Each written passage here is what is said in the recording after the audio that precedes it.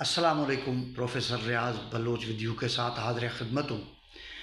आज हम एक बहुत ही मुनफरद मौजू पे, जिस मौजू पे कभी कोई बात नहीं होती, जिस मौजू पे कभी कोई डिस्कशन नहीं होती, जो मौजू बराह रास्त मेहनत कशों के, किसानों के, नौजवानों के ज़िंदगियों, उनके मुस्तक़बल से वाबस्ता है, और वो मौजू है इंतखाबात के अखराजात के हवाले से। जैसे कि आप जानते हैं कि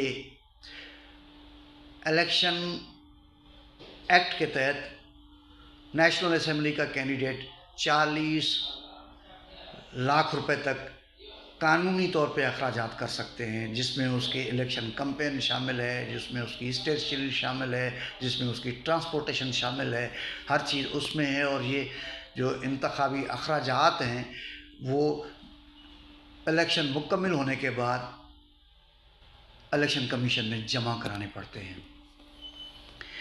अब आप ये सोच रहे होंगे कि ये किस तरह लोगों की ज़िंदगी के साथ जुड़ा हुआ है। आप ये बताएं कि 40 लाख रुपए अखराजात जो कर सकता है वो पाकिस्तान में कौन होगा। 98% लोग या मज़दूर हैं, फैक्ट्रियों में काम करते हैं, या ज़राई मज़दूर हैं, या तालिब इल्म हैं। 98%। 2% लोग, अब 2% में मैं ज़्यादा कहता हूँ, 27,000 मिलियनर्स हैं पाकिस्तान में। 27,000। अब 27,000 जो मिलियनर्स हैं उनमें से कोई इस लायक को होता है कि वो इंतखाब लड़ सके, यानी कि इंतखाबी अखराजात को बर्दाश्त कर सके। आप अंदाज़ा कीजिए कि 23 करोड़ लोगों में से 27,000 लोगों की शरह क्या हो सकती है, 0 पॉइंट्स में ही हो सकता है। तो इसका मतलब क्या हुआ? इसका मतलब ये हुआ कि आईनी तौर पे तो एक अख्तियार दिया गया है, हर एक वो इलेक्शन लड़ सकता है, लेकिन अमली तौर पे 99% लोग बेअख्तियार हैं। उनके पास पैसे नहीं होते, उनके पास रकम नहीं होती, उसके पास इंतखाबात लड़ने के लिए ज़रूरी फंड्स नहीं होते, तो वो इलेक्शन भी नहीं लड़ सकते। लेकिन आइन तो मना नहीं करता है। तो आप मुझे ये बताएं कि ये कितना बड़ा अमली तौर पे धोखा है अपने आप के साथ, धोखा है लोगों के साथ, धोखा है मुआशरे के साथ, धोखा है गरीबों के साथ, धोखा है किसानों के साथ, धोखा है मेहनत कशों के साथ, धोखा है नौजवानों के साथ। और फिर चंद लोग जो है वो आपस में इलेक्शन गेम का हिस्सा बन के और इलेक्शन लड़ते हैं। कोई एक पार्टी जीतती है, फिर दूसरी पार्टी जीतती है, लेकिन पूरी जो गेम है वो इन्हीं 27-28 हज़ार लोगों के बीच में घूम रही होती है। और बाकी सारे लोग तमाम तर आइनी अख्तियारात और तमाम तर आइनी तौर पे इजाज़तों के बावजूद वो अमली तौर पे इलेक्शन लड़ने के काबिल ही नहीं होते हैं। तो अगर इसको फिर और तरीके से देखा जाए तो फिर ये जमहूरियत कितने लोगों की है? 23 करोड़ से फ़कत 27,000 लोगों की जमहूरियत है। इससे ज़्यादा की हो ही नहीं सकती, इसलिए कि दूसरे तो सिर्फ वोट देने के लिए हैं, वोट लेने की काबिल नहीं है वो माली तौर पे, तो इलेक्शन कैसे लड़ेंगे? तो और ये सिर्फ पाकिस्तान का इशू नहीं है, यही हिंदुस्तान का इशू है, यही यूरोप का इशू है, यही अमेरिका का इशू है।